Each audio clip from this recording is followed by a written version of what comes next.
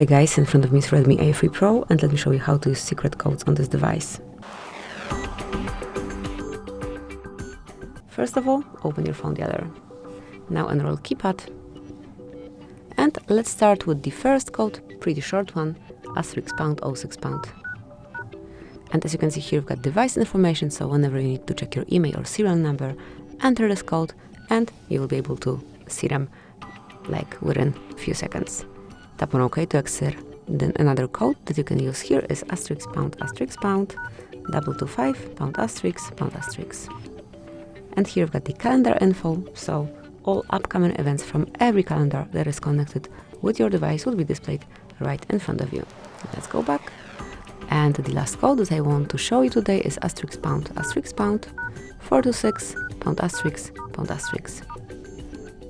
And here we've got FCM diagnostic mode. Now you can check events and status here. Whenever you need to know a bit more, if you want to get some more knowledge, tap on more icon and click on advanced view. As you can see now, you've got a few more details. So this is it. Thank you for watching. Please subscribe our channel and leave the thumbs up.